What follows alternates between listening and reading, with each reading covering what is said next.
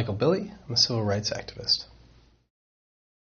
When I was 14 years old, I was walking along the front of the high school that I was attending, and 12 guys came behind me, and first one of them grabbed my book bag and threw it on the floor and said, "Are you the F word?" for gay people. And then he was joined by his other friends, who then punched and kicked and held me down and kept accusing me and asking me, "Are you this gay person? Are you the F word? Are you the F word?" And I couldn't even tell myself. At my school there was a fence that separated the field from the school.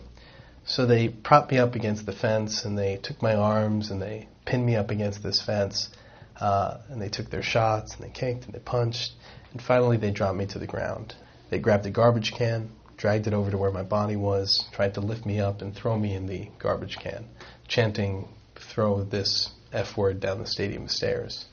Afterwards, I tried to kill myself, and I went through depression, and for 2 years I was in and out of hospitalizations and going through mental health and therapy. I had to come out to my parents at the same time. It was a hate crime at the same time, so there was lots of different levels of things going on for a very young child to deal with. Once I came out of the medication that I was on, I realized that I had a choice. Either I was going to kill myself, be depressed for the rest of my life, or possibly stop what happened to me from happening to somebody else. And that became my way of life. I didn't have a ton of friends. I didn't have there was a lot of social issues because of what I experienced. So I only had really myself, and I thought if I could keep telling the story or keep talking to people, perhaps I could prevent what had happened to me. It got me through much of my adult life, to be honest with you. And what you realize is people will experience pain. People will hurt. People will feel anguish. It's just a matter of helping them understand what to do with that pain and helping them understand that that pain isn't existent for the rest of their lives, that you don't have to carry it with yourself till the end of life or for eternity, and that it's something that we can let go. It's something that we can identify and separate ourselves from so we can grow and move on. You know, I spent the early part of my years trying to prevent bullying.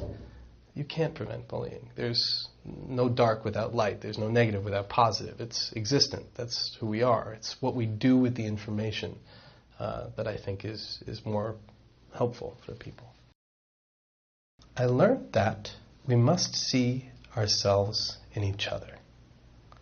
That a lot of this angst comes from the difference between you and I in human conditions, religion, ethnicity, where you grew up, how much money I don't have or you have. And those are human aspects. But us spiritually is what connects us. When you're across the room and I know you're upset, that's a connection that we have. When you're in a rally and people are charged with this energy for change, that's what connects us. And when you see each other in ourselves, then you don't judge people and say they deserve this or he deserves this more than that. You can see the heart in each other. There's no difference between you and I. That's really the only thing that you need to know. We all have our individual stories, but the through line is ascension, evolution, moving forward, growth is the through line. Seeing yourself in other people and coming out of an experience that you once judged as negative. But hadn't it been for that, you would not be here telling your story.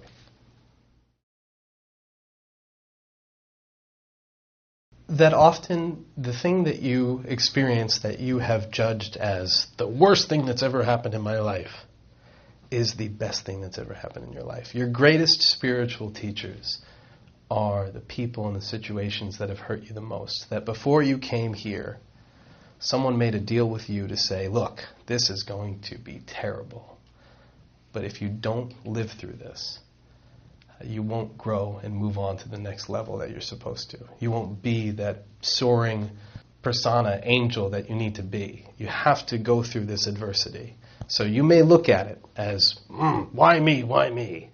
But instead of things that you look at that have happened to you, understand that everything has happened for you.